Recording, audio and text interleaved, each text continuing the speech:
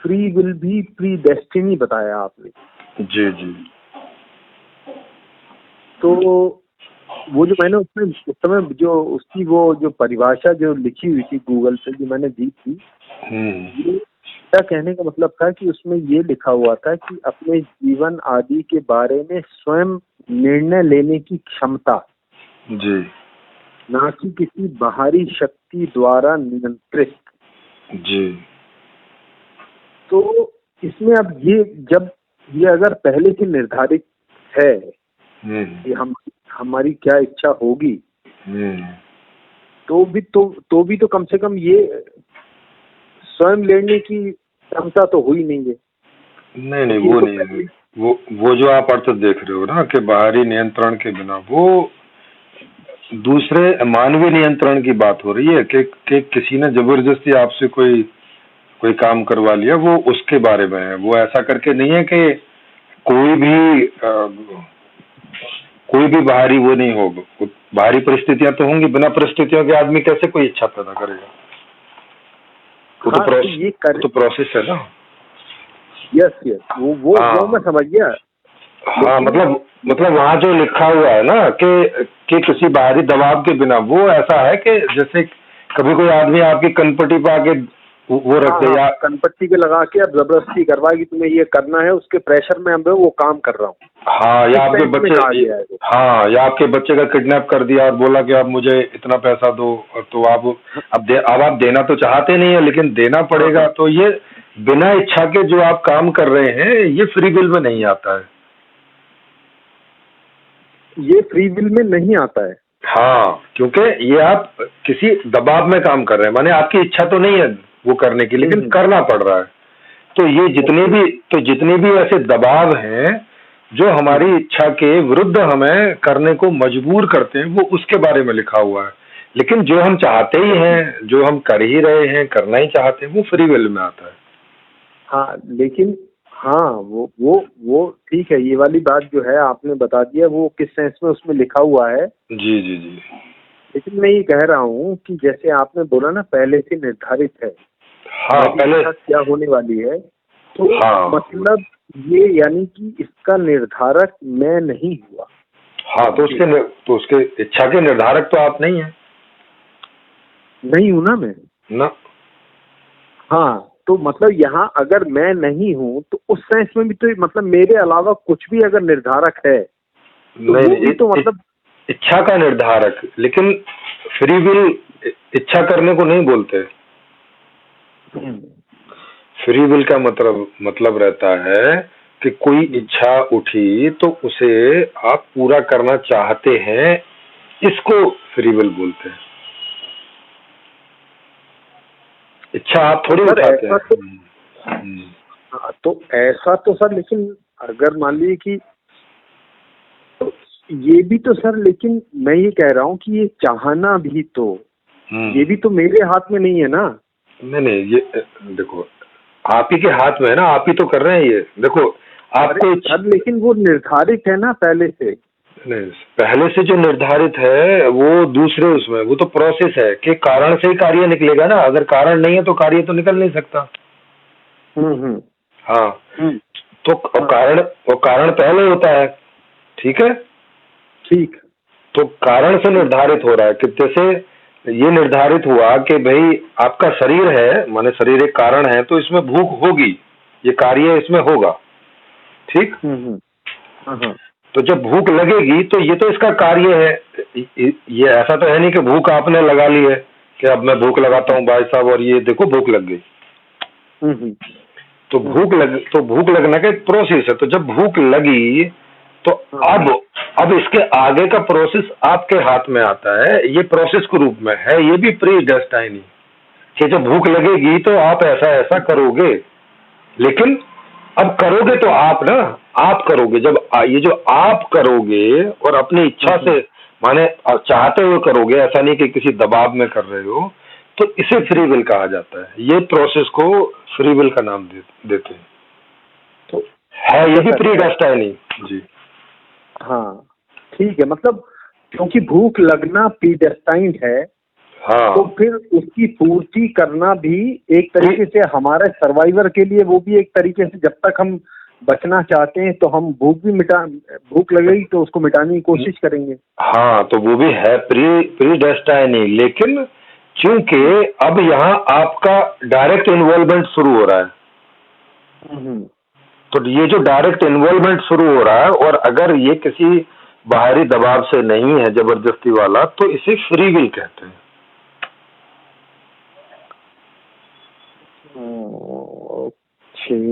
Free will का मतलब ये हो गया कि जैसे उदाहरण के लिए अभी आज हम बात कर रहे हैं, तो हमने ये पूर्व निर्धारित किया था कि हम आज बात करेंगे। ठीक है, चलिए ये तो एक बात हो गई। नहीं, इससे समझते हैं, लेकिन आज भी हम बात करेंगे। ये तय तो मैं और आप दोनों ही करेंगे ना, क्योंकि हम आज अपनी बात बदल सकते हैं पीछे की, कि कोई वजह हो गई और कोई कारण हो गया, वो बदल दिया भाई, फिर कभी करेंगे। तो ये जो हम बात करेंगे, कोई बदलने की वजह नहीं है। तो ये जो हम निर्णय कर रहे हैं, ये फ्री विल में आता है, जबकि ये पूर्व निर्धारित ही है। हमने कल ही निर्धारित किया था कि हम आज 1 बजे के बाद बात करेंगे, है ना? लेकिन बगैर निर्धारण की भी तो बातचीत होती है ना, फोन कॉल होती है। हाँ, तो उसमें हम नहीं निर्धारित करते, लेकिन दूसरी चीजें निर्धारित करती हैं, मतलब दूसरे जो फैक्टर्स हैं। हाँ भाई, और बहुत सारे फैक्टर है ना कोई चीज के निर्धारण के। हाँ, वो तो, हाँ बिल्कुल, किसी से कोई जरूरत, एक्चुअली में जरूरत ही सारे निर्धारण, कोई काम वाली, कोई एक प्रश्न पूछना और पहले से आपसे बात भी नहीं है तो भी हम कोशिश कर सकते हैं, अगर इमरजेंसी बहुत ज्यादा है कि भाई इसके बारे में मालूम पड़े, बिल्कुल, तो बगैर पूछे भी फोन कर सकते हैं आपको। यस। तो उसमें दूसरे फैक्टर है, उसमें आपने नहीं पूर्व निर्धारित किया, मगर जो दूसरे फैक्टर्स बन रहे हैं उनसे निर्धारित हो रहा है। राइट। तो उस तरह से हर चीज निर्धारित है, हर चीज पूर्व निर्धारित है, क्योंकि कारण पहले बन रहे हैं उसके, तभी उससे वो कार्य निकल सकता है। ऐसे फैक्टर बनेंगे, ऐसी परिस्थितियां बनेंगी, तभी आप मुझे फोन करेंगे, नहीं तो क्यों करेंगे, या मैं आपको फोन करूंगा, नहीं तो क्यों करूंगा। हाँ, तो सर ये मतलब, ये फिर तो ऐसी, मतलब कि हम ऐसा ये कह सकते हैं कि किसी चीज की कमी,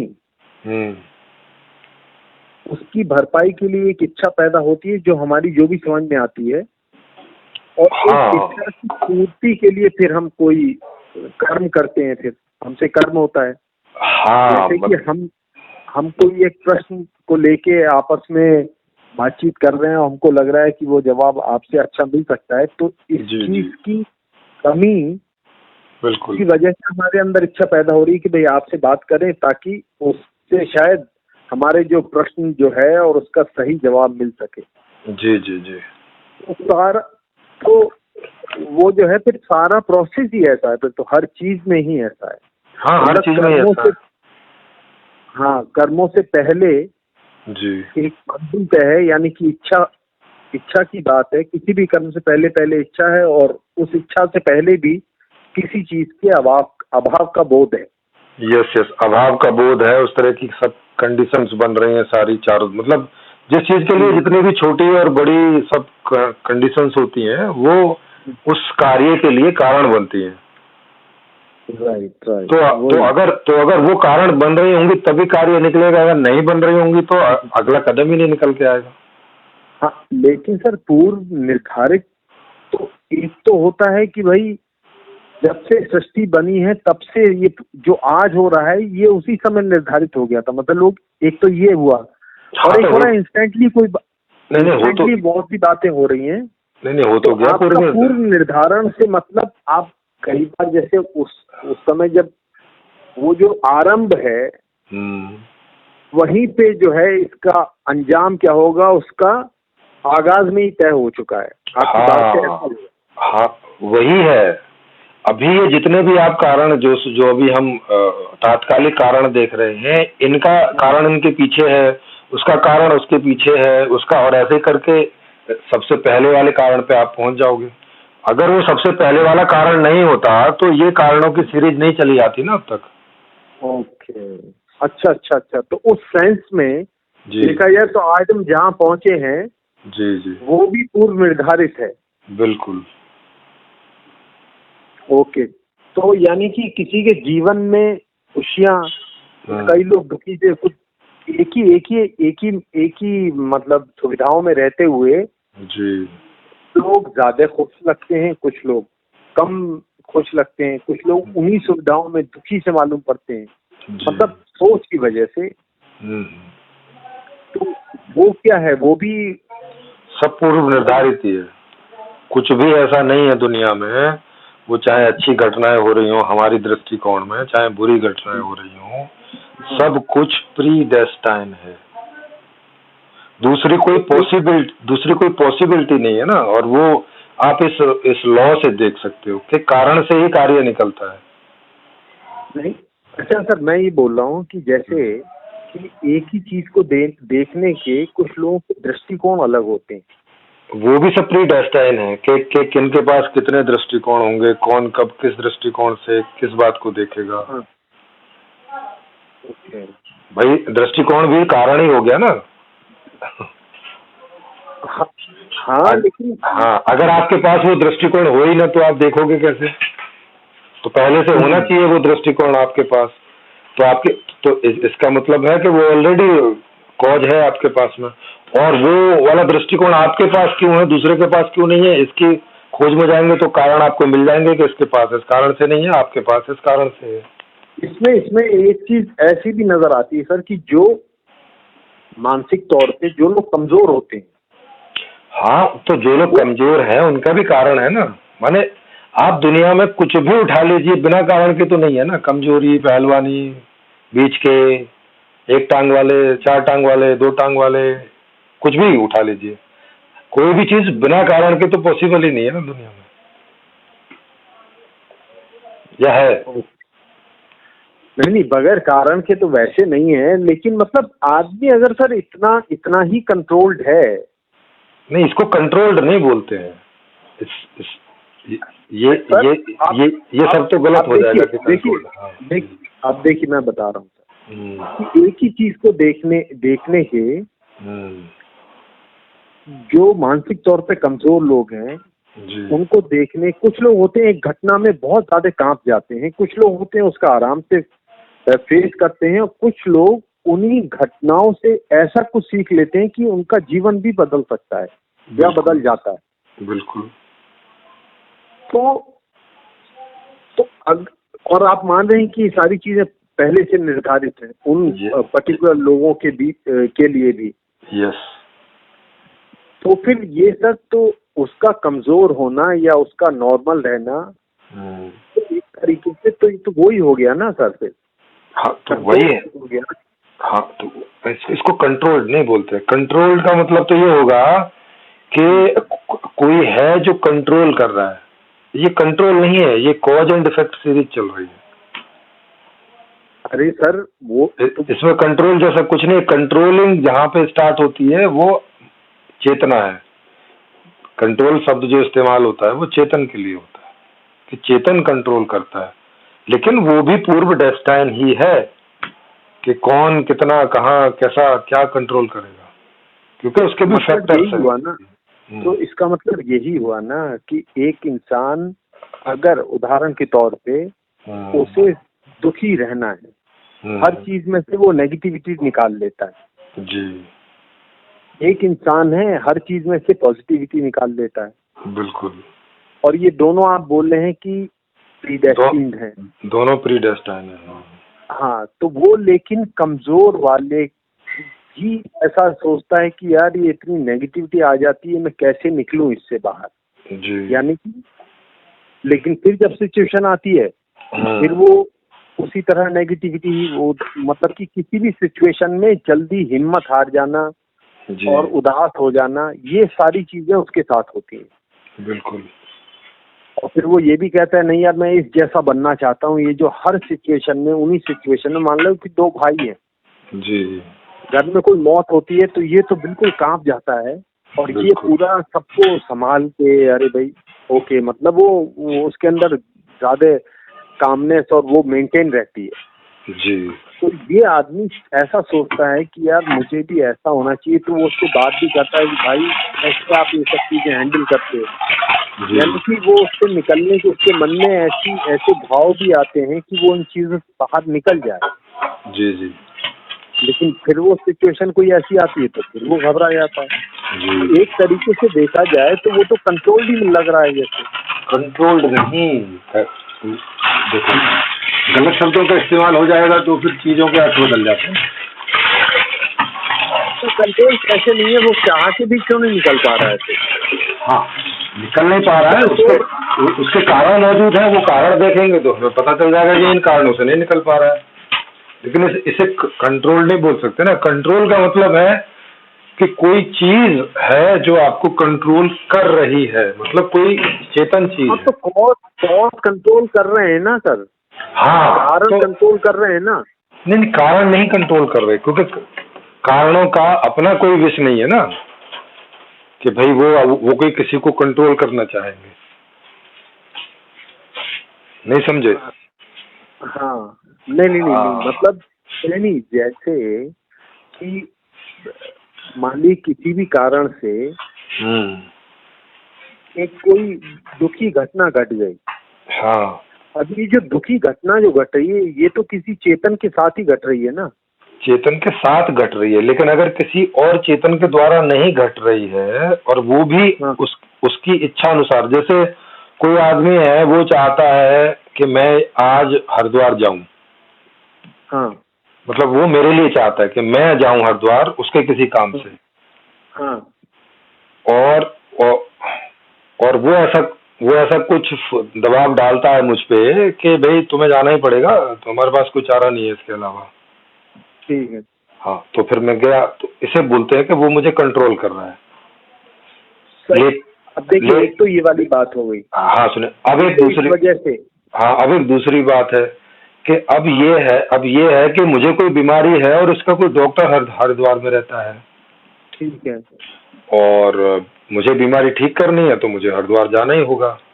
हाँ। तो अब इसे ये नहीं कहेंगे कि वो बीमारी मुझे कंट्रोल कर रही है हरिद्वार जाने के लिए, ये कहना सेंटेंस गलत हो जाएगा। मतलब एक तरीके से देखा जाए तो वो उसको सर्वाइवल के लिए, हाँ, सर्वाइवल के लिए वो जो है एक तरीके से उसको वही तो कारण बन रही है ना वो बीमारी। अगर वो बीमारी नहीं होती हाँ, वो बात ठीक है कि कारण बन रही है, लेकिन इसे ये नहीं कहेंगे कि वो मुझे कंट्रोल कर रही है वहां ले जाने के लिए, नहीं तो फिर बीमारी एक बींग हो जाएगी। ओके। हाँ, तो लेकिन जो मैं कह रहा हूँ जी जी, कि मान लीजिए कि मैं उसको, अच्छा एक मान लीजिए कि ये वाली स्थिति है कि उसको बीमारी भी है, डॉक्टर भी है। ठीक है, लेकिन तब भी उसका मन नहीं हो रहा। हाँ, तो वो अलग बात है, वो जाए नहीं जाए, तो लेकिन बीमारी का कंट्रोल है ऐसा नहीं बोला जाएगा दोनों ही अवस्था में। अच्छा नहीं, मैं दूसरी बात कह रहा हूँ। मैं ये कह रहा हूँ कि उसका मन नहीं हो रहा, फिर भी वो उसके मन में आलस छाया हुआ है। ठीक है, किसी भी वजह से मान लीजिए। लेकिन मुझे उस डॉक्टर पे ज्यादा भरोसा है। हाँ हाँ। अब मैं उसके ऊपर प्रेशर डाल रहा हूँ। मान लीजिए कि वो ऐसा आदमी है कि मेरी बात को वो चाहे जैसा भी है लेकिन मेरी इज्जत करता है। ठीक है। अब मैं उसके ऊपर प्रेशर डाल रहा हूँ, नहीं तुमको जाना ही होगा, मान लो अपनी कसम दे दी। हाँ। अब वो मजबूरी में जा रहा है वो। हाँ, तो तब इसे बोलेंगे कि वो इसे कंट्रोल कर रहा है, भले ही इसी के फायदे के लिए कर रहा हो। अब इसकी तो इच्छा नहीं है ना जाने की, तो अब तो अभी दूसरे की विश के अनुसार अपनी विश के विपरीत जा रहा है, इसे बोल सकते हैं कि वो आदमी इसे कंट्रोल कर रहा है। जैसे माता पिता बच्चों को कंट्रोल करते हैं, उन्हीं के लाभ के लिए करते हैं। हाँ, तो इसी तरह हम अपने जीवन में, जैसे आपने बोला ना कि उसकी विश के अगेंस्ट, हाँ, इसी तरह हम अपने जीवन में ये विश करते हैं कि भाई हमारे जीवन में कुछ दुख ना आए, तकलीफें ना आए। जी जी, तकलीफें आती हैं। हाँ, आती है, तो हमारे विश के अगेंस्ट में आती हैं और फिर हमें भी तकलीफ होती है, हम भी उदास हो जाते हैं। जी जी जी। तो उसके विश के अगेंस्ट में मैंने उसे जो भेजा, हाँ, और मेरे विश के अगेंस्ट में जो तकलीफें आई जी, जैसे मैं उसकी विश के अगेंस्ट में उसे कर रहा हूँ और उसे फिर जाना पड़ रहा है। सर अब यहाँ मेरी विश के अगेंस्ट में सर यहाँ दो बीइंग है ना अलग अलग, वहाँ तो दो बीइंग ही नहीं है, क्योंकि कंट्रोल बीइंग ही कर सकता है। कंट्रोल शब्द का जो इस्तेमाल है वो किसी बीइंग के लिए ही हो सकता है। जी ठीक है सर, मान लीजिए कि मैं किसी से प्यार करता हूँ, हाँ, अब वो अगर धोखा दे दे, ठीक है, अब मेरी जिंदगी में तकलीफ आ गई, वो भी एक बीइंग है, नहीं वो तो बीइंग है, वो तो धोखा दे के चला गया, लेकिन वो आपको कोई कंट्रोल नहीं कर रहा ना, आपको कुछ फोर्स नहीं कर रहा ना अपनी ओर से कि आपको ऐसा करना पड़ेगा। नहीं, कंट्रोल शब्द का इस्तेमाल ही तब होता है कि जब वो कुछ आपसे चाह रहा हो करवाना और आप करना नहीं चाह रहे और आपको करना पड़े, तो ये मतलब जिसको बोलते हैं मतलब वहाँ फ्री विल नहीं है और वो आपको करना पड़े, उसे कंट्रोल बोला जाता है कि ये इसके द्वारा कंट्रोल है।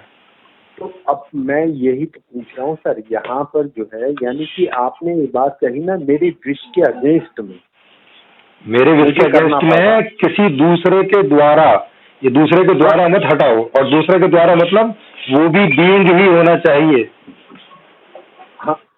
हाँ सर, लेकिन यहाँ पर भी तो ऐसा ही हो रहा है ना, मेरी विश के अगेंस्ट में मैं धोखा खा रहा हूँ। अरे सर आप खा रहे हो तो अच्छा सर, इसको ऐसे भी, इसको सर कोई आपको खिला नहीं रहा है ना, वो तो आप खा रहे हो। हाँ, लेकिन सर हम इसको ऐसे भी देखते हैं, खासतौर से हमने ये पहले कम से कम ये जरूर ऐसा ही था, अभी थोड़ी सी चीजें बदल गई, लेकिन पुरानी बातें बता रहा हूँ कि पहले पति जो है अपनी पत्नी को काफी कुछ कह देते थे जी, और ऐसा देखा गया है कि पत्नी अगर पति को कुछ कह दे, मान लो गाली बक दे या उसकी मर्दानगी पे सवाल उठा दे, कभी कभी पतियों को इतना झटका लगता था कि उसमें जो है उन्होंने अपनी जान तक दे दी है। इतने ज्यादा दुखी हो गए पत्नी के सीधे साधे चुभने वाले शब्द, इतने ज्यादा वो हो गए कि वो जो है वो आदमियों ने अपनी जान दे दी या फिर अपने कुछ और नुकसान कर दिए। नहीं वो तो अलग बात है, पत्नी ने थोड़ी बोला क्या कि मैं आपकी बेइज्जती इसलिए कर रही हूँ, गाली इसलिए दे रही हूँ कि जाके जान दे दो, उसे कंट्रोल नहीं बोलते ना भाई।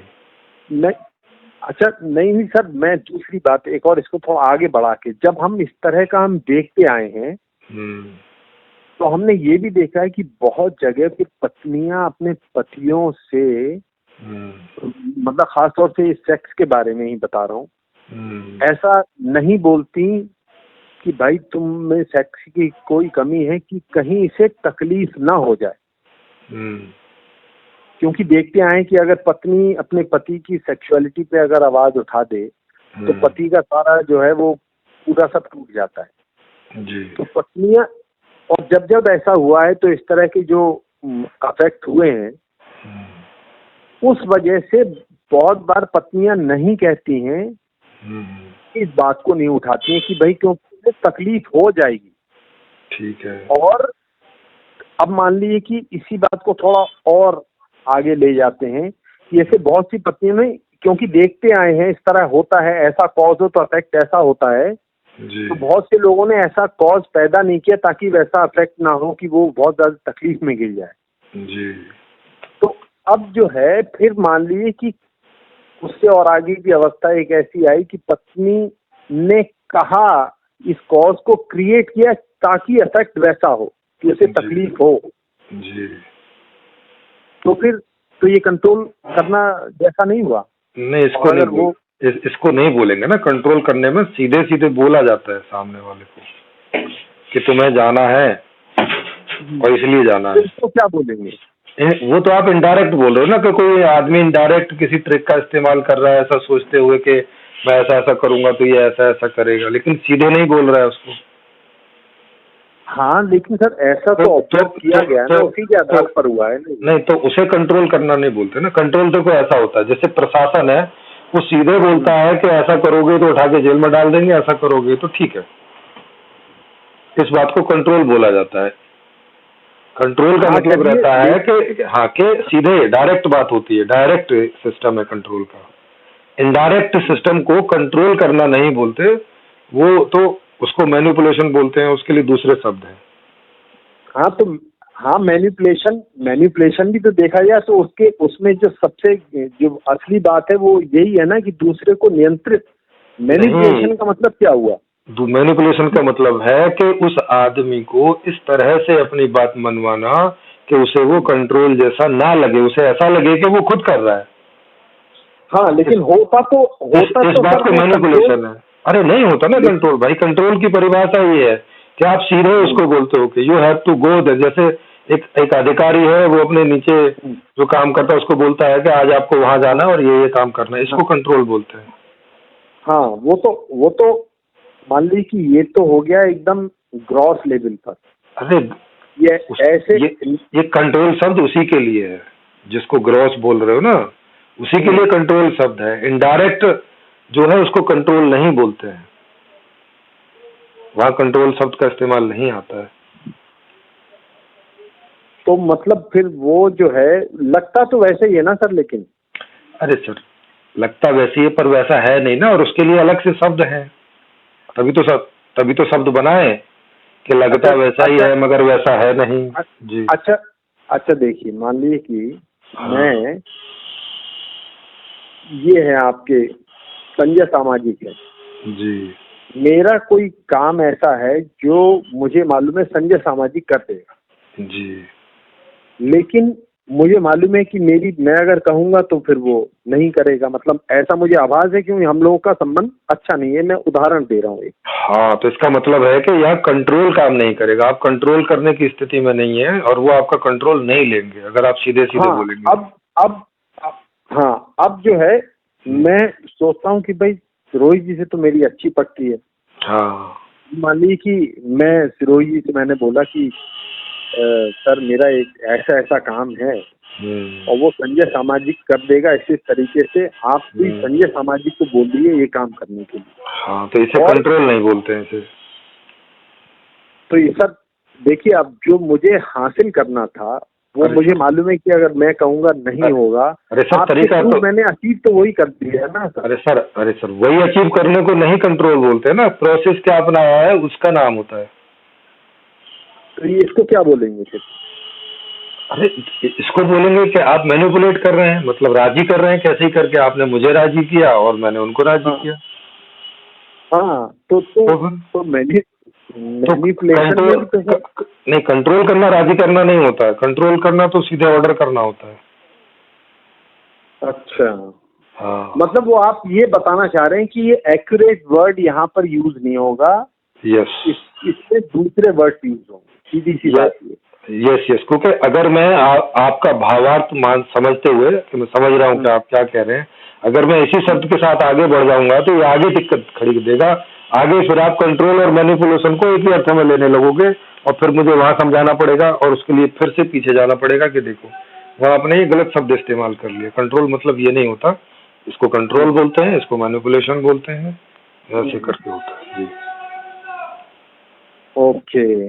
फ्री विल इसमें उतनी है जितनी आपकी इच्छा के अनुकूल है, बस उतना ही फ्री विल है। सर इच्छा तो है बोलने की, लेकिन प्रेशर महसूस हो रहा है ना, बगैर किसी प्रेशर के भी प्रेशर महसूस हो रहा है वहां पे। नहीं, वो जो हो रहा है वो अलग बात है, लेकिन उसमें डिसीजन मेकिंग अगर आप ही कर रहे हो, आपकी डिसीजन मेकिंग के लिए किसी दूसरे आदमी का, किसी बीइंग का डायरेक्ट कोई प्रेशर नहीं है, तो उसे वो फ्री विल में आएगा। तो मैं कह रहा हूँ कि किसी ने प्रेशर दिया हो। हाँ, अगर किसी ने दे रखा है और आप उसकी वजह से कर रहे हो और जो कर रहे हो उसमें आपकी इच्छा शामिल नहीं है, मतलब वो आप नहीं करना चाहते पर उस दबाव में कर रहे हो, तो ये फ्री विल नहीं है। हाँ, ये तो बात हो गई, लेकिन यहाँ पर भी तो कंडीशन सेम बन रही है ना, बगैर किसी मतलब ऐसे अपरेंट एक्सटर्नल प्रेशर के स्थिति जो उसकी मानसिक स्थिति है वो तो ऐसी हो रही है, एक सी हो रही है। नहीं, उसकी मानसिक स्थिति से नहीं है ना, ये इन कारणों से है कि आपकी मानसिक स्थिति जो मर्जी हो, लेकिन जो आप करने जा रहे हो, अगर इच्छा भी आपकी वैसी ही है तो उसे फ्री विल कहेंगे, इच्छा के प्रतिकूल है तो उसे फ्री विल नहीं कहेंगे। हाँ नहीं सर, हाँ नहीं मैं ये नहीं कह रहा हूँ, मैं ये कह रहा हूँ जैसे किसी इंसान ने मेरी कान पे बंदूक रखी और बोला कि तुमको 10 लाख देने होंगे। हाँ, जैसे उसने बोला कि तुम्हें 10 लाख देने होंगे और मान लिया आपको भी मजा आ रहा है, वहां पे कुछ ऐसा है और आपको 10 लाख रुपए देने हैं, आपकी भी इच्छा है, आपकी भी इच्छा ऐसी है। हाँ हाँ ठीक है, हाँ तो प्रेशर भी नहीं लगेगा ना अंदर से। हाँ नहीं, वो तो सामने वाले को नहीं पता कि आपकी ऐसी इच्छा है, वो सोच रहा है कि आप दोगे नहीं। हाँ। और उसने आपके कान पे बंदूक रख दी। हाँ है ना, या ऐसे समझो कि एक आदमी समझता है कि ये आदमी जो है ब्रह्मचारी है और ये किसी के साथ सेक्स करता नहीं है। हाँ। और उसे चिल हो गई आपको सेक्स करवाने की जबरदस्ती कोई भी वजह से, तो अब उसने बंदूक रख दी आपके कान पे। अब लेकिन जिस लड़की को वो लेके आया उस लड़की को देख के आपके अंदर इच्छा जाग गई। हाँ हाँ। है ना, उसको पता नहीं है ये बात के इसके अंदर इच्छा जाग चुकी है। वो आपको फोर्स ही कर रहा है कि अब आपको करना पड़ेगा, मैं आपको ब्रह्मचारी रहने नहीं दूंगा। ठीक है ना, उसको ऐसा लग रहा है कि ये आदमी ब्रह्मचारी रहना चाहता है, मगर उस लड़की को देख के उसके अंदर ऐसा कुछ हुआ कि उसे इच्छा जागी कि कर लूं यार मैं। तो अब वो उसके साथ सेक्स कर लेगा, तो इसे फ्री विल माना जाएगा, इसे फोर्स नहीं माना जाएगा, क्योंकि वो वही तो मैं भी कह रहा हूँ ना सर, यही एग्जैक्टली यही बात। हाँ। उसकी मानसिक स्थिति, यानी कि यहाँ पर उसे मानसिक किसी भी तरह का दबाव महसूस ही नहीं हो रहा, बल्कि एंजॉय कर रहा है, एंजॉय कर रहा है, बिल्कुल। तो ये फ्री विल में आएगा। तो बहुत लोगों की मौजूदगी में जी बगैर किसी ऐसे एक्सटर्नल प्रेशर के भी जो मानसिक दबाव एक क्रिएट हो जाता है, मतलब कि हम अपनी बात कहना चाहें चाहते हैं लेकिन कह नहीं पाते। हाँ, तो इसका मतलब है कि इच्छा के विपरीत हो गया ना ये, तो फिर अब ये फ्री विल में नहीं आएगा। हाँ, तो यहाँ पर तो कोई ऐसा प्रेशर है नहीं, इसका मतलब नहीं, लेकिन आपकी इच्छा की, देखो ये ऐसा प्रेशर तो है ना जो आपको अपनी इच्छा के विपरीत चलना पड़ रहा है वहाँ पे। हाँ। तो ये फ्री विल नहीं हुई ना, और वो प्रेशर से सीधी सी बात है किन्हीं न किन्हीं लोगों के द्वारा ही क्रिएट है, या आप ही ने ऐसा उसको आपने ऐसा ले लिया है, ऐसा परसेप्शन ले लिया है कि वो कर रहे हैं। हो सकता है वो नहीं भी कर रहे हो, लेकिन आपको ऐसा लग रहा है कि कर रहे हैं। आपको ऐसा लग रहा है कि अगर मैंने इसकी बात नहीं मानी तो ये बाद में मुझे गोली मार देगा। हाँ। चाहे उस आदमी के दिमाग में नहीं है कि वो गोली मारेगा, कुछ करेगा। हाँ, लेकिन आपने वो प्रेशर ले लिया कोई भी कारण से, तो अब आपने ले लिया ना वो प्रेशर। अब वो प्रेशर परसीव कर लिया और अब आप कुछ ऐसा कर रहे हो वहां जो आप नहीं करना चाहते हो। हाँ, तो ये हो जाएगा आपका अगेंस्ट आपके फ्री विल। हाँ, तो इसका मतलब यही हुआ ना, यही बात मैंने पहले कही थी कि चाहे बाहर से कोई बंदूक रखे या ना रखे। हाँ, नहीं वो तो मैंने ऐसी उदाहरण दिया था, एकदम खुला उदाहरण, क्योंकि बंदूक रखेगा ये तो सामने दिख ही रहा है ना। हाँ। लेकिन अगर आपने ऐसा कोई परसीव भी कर लिया कि ठीक है, आपने ऐसा आप क्योंकि उस आदमी को जानते हो, गुंडा आदमी है या कुछ भी है, कोई भी ऐसी चीज है, और आपने परसीव कर लिया कि भाई, क्योंकि हर आदमी तब तक वेट थोड़ी करेगा कि जब तक कान पे ही ना रख दे तब तक नहीं सुनूंगा। कई लोग ऐसे भी सुन लेते हैं ना कि भाई ऐसी स्थिति तक ना लाओ, पता चला घोड़ा दब गया तो। तो कई लोग पहले ही तैयार हो जाते हैं कि वो बंदूक रखी भी नहीं है, और ऐसे ही उसने बस ऐसे ही रिवॉल्वर निकाल के और मेज पर रखी और आदमी राजी हो जाता है। है कि नहीं? या वो गुंडा आदमी है, आपको पहले से पता है, और 4 आदमियों के साथ आया, आपके सामने वैसे बैठ गया है, ना कोई बंदूक निकाली ना कुछ, और आप डर के मारे मान जाते हो। तो ये सब प्रेशर ही माने जाएंगे, और उस समय ऐसा कुछ करने को तैयार हो जो आप नहीं चाहते हो। तो ये जो नहीं चाहते हो इसी को नॉन फ्री विल बोलेंगे, मतलब अगेंस्ट द फ्री विल। माने इच्छा के विपरीत। तो इसका मतलब ये हुआ कि असली बात हमारे मन से निर्धारित होगी कि वो तो है। यस भाई, निर्णय तो आप हो रही है या नहीं हो रही है। हाँ, क्योंकि निर्णय तो आप बाहर की एक्सटर्नल फोर्स से अल्टीमेट वो नहीं है, क्योंकि बाहर की एक्सटर्नल फोर्स अगर हमें कहती है कि इस लड़की के साथ करो, नहीं, वो तो हमें तभी मजा करेगा आने ना। लगे नहीं देखो देखो आदमी अपने विश के विपरीत तो तभी जा सकता है ना जब वो बाहर से कोई एक्सटर्नल फोर्स महसूस कर रहा हो बाध्यकारी, नहीं तो क्यों करेगा, नॉर्मली करेगा ही नहीं। इसलिए उन्होंने लिख दिया है उन्होंने बस ऐसा, क्योंकि हाँ लेकिन कोई मतलब असली चीज जो है वो हमारी मन से ही निर्धारित होगी। हाँ, असली चीज है कि आप अपनी इच्छा के प्रतिकूल जा रहे हो तो वो फ्री विल नहीं है, और इच्छा के अनुकूल जा रहे हो तो फ्री विल है। इतने से भी समझ सकते हो। तो ये दोनों चीजें जो हैं ये पूर्व निर्धारित ही है। हाँ, पूर्व निर्धारित तो सभी कुछ है, दुनिया में ऐसा कुछ है ही नहीं जो पूर्व निर्धारित नहीं है। वो तो सर वो तो अलग ही बात। ये बताइए कि ये किस कॉज का परिणाम इफेक्ट हो सकता है कि एक आदमी ने बंदूक रखी, कई लोग नॉर्मल लेते हैं, कई लोग डर जाते हैं, ज्यादा डर जाते हैं। ये कौन कौन से अलग अलग एक ही चीज को देखने के अलग अलग जो परिणाम आ रहे हैं। जी जी। कई लोग किसी को आसानी से डरा लेते हैं, कई लोग कितना भी ताकत लगा लें वो डरते ही नहीं है लोग। ये कई लोग मरने को तैयार हो जाते हैं और अपनी फ्री विल के अगेंस्ट नहीं जाते, उनको मरना मंजूर होता है लेकिन नहीं जाते अपनी फ्री विल के अगेंस्ट। हाँ, तो वो ये सारे ये अलग अलग तरह के जो एक आदमी के अंदर जी ये क्या डेवलप किए जा सकते हैं या ये डेवलप नहीं किए जा सकते? नहीं, ये तो जिसके अंदर होते ही हैं। ये पर्सनालिटी होती है। ये जो विभिन्न पर्सनालिटीज है जिसमें क्षमता आती है, लर्निंग का लेवल आता है, ये बहुत सारे उसके फैक्टर्स हैं, और ये जन्म से ही होते हैं। बाद में और एड ऑन होते जाते हैं, अगर वैसी परिस्थिति मिली नहीं मिली वो बाद में एड ऑन हो जाते हैं, लेकिन बेसिक जो फंडामेंटल पर्सनालिटी है वो जन्म से ही आती है। तो सर इसमें तो यही है ना यहाँ पर कि मतलब ये तो एक तरीके से पक्षपात ही होता है।